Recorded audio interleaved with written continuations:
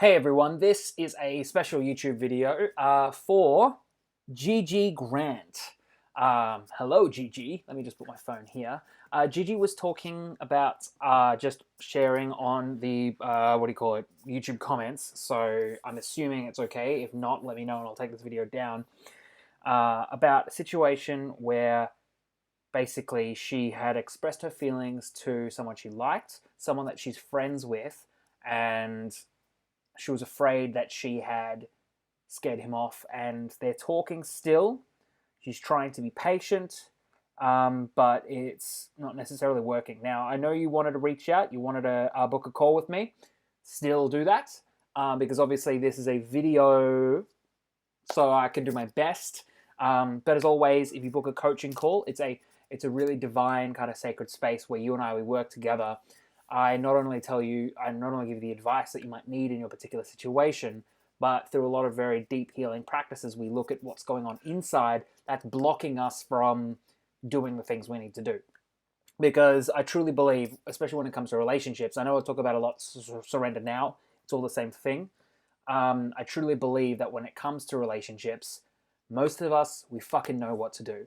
And even then, even when you're a master, like when you go full circle, right? You become a coach and you teach people all around the world about their relationships.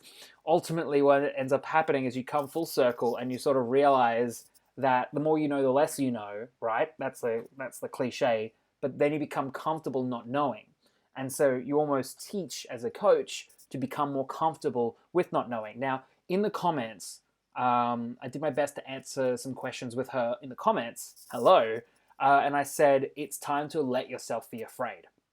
Now, the reason why I say that is the concept of surrender. It's this concept that I fucking teach over and over and over again. And if you are new to who I am and what I teach, you will soon discover it's the linch point of creating not only the relationships you want, but the life you want. So it's really interesting to see that what most people are caught up with is the what to do, the what to say. It's the external world. More often than not, especially in relationships, we think it's their fault. We're like, it's their fault, it's their fault.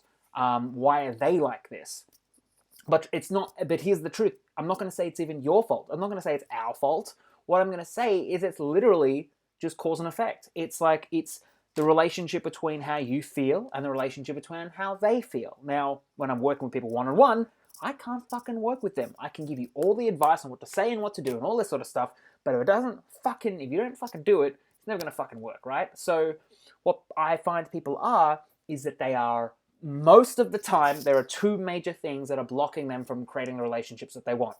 It's fear and it's grief, right? So they're either grieving from a past relationship that did work or didn't work. And when I'm working with people one-on-one, what we're doing is we're basically just crying, and they're like, why are we crying? And I'm like, well, if you weren't crying, we wouldn't be doing it, right? But when it comes to fear, right, this is why I said in the comments to Gigi to allow yourself to be afraid, because more often than not, what people have is they have a bad relationship with fear. They're afraid to be afraid, so they don't even make any steps. They don't take any action, or they will be afraid to make steps in the first place. So it might be, for example, that you want someone to know how you're feeling. So we are afraid. What are we afraid of? We're afraid of rejection. We're afraid of being hurt. We're afraid of someone hearing our feelings and being scared off. We have all of these fears that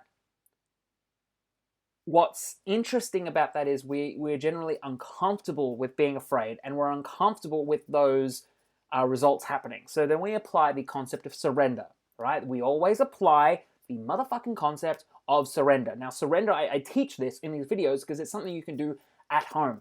It's the most accessible motherfucking healing practice you can do anytime, anywhere, all the time, nonstop, in your head. You don't need to write things down. But when you work with me, specifically, I'm leading you through the process at a deep, intimate level, and I know it, so I know what to look for, and I know what to, so that's why I charge for that.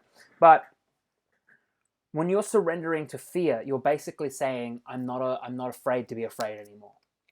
You understand, you're recognizing that being afraid is not necessarily bad, and you elevate your relationship with fear. you ultimately elevate your relationship with other aspects that include fear. So for example, if you're afraid of expressing yourself or you're afraid of getting hurt, suddenly, because fear moves through you, it's an emotional thing, we've healed fear, fear becomes just another form of excitement, or fear becomes bravery, or fear becomes anger. Anger is a really powerful emotion because when we're angry, we basically take what we want. I think that's really cool. So long story short, I'll give you another example. Gigi was, I was giving someone some advice, and they were like, "Oh, but they're like, it's not going to work out. They're not gonna like me. I don't know how to get across." It's like, look, you gotta surrender to being afraid. You're going to be afraid. You must surrender to it. You must let it happen. Ultimately, this person, after a couple of days, was no longer as afraid. Were they afraid? Yes, but the fear had changed. So therefore, they were literally able to pick up the phone and express their emotions. Now, this person is still expressing their emotions to this person. It's really interesting. Once we are no longer afraid of being afraid, or afraid of being rejected, or even rejected by even feeling rejected in the first place, we tend to just express what we want, and it's not in this needy way. It's not in this really deep way that's the thing that scares people off. Gigi expressed in her messages, or not her messages, her Facebook, YouTube comments, that she hoped she didn't scare him off. Now, here's the thing. Your feelings are not fucking scary. How you feel, if you think that, if you start developing these cultivated feelings that your feelings are scary, you will communicate that. You'll be like, "Hey, baby, I like you. You like me. You want to go out?" But what you're actually saying is, "Hey, here's my feelings. You should be afraid of this." We communicate how we feel. That's why we surrender to fear, and we accept that fear isn't necessarily bad. Now, I'm not someone who generally gets afraid very often. Whenever I do, I let that fear run through my body. I surrender to it. And more often than not, we get what we call a concluding thought. Once the emotion concludes, because we're no longer holding, we're no longer suppressing it, we're no longer stopping it from running its course, we get what is called a concluding thought, which you will sometimes, for example, in my life, I get afraid of authority, certain authorities. Usually then I surrender to that and realize that they are just a big fucking kid, and I'm just a big fucking kid. We can connect on that level. So it's the same thing. This is why whenever I'm coaching people who are like, yeah, men are like this way, this way, this way, women are like this way, it's really important to accept that gender is secondary to our human connection. So we teach people how to feel about us.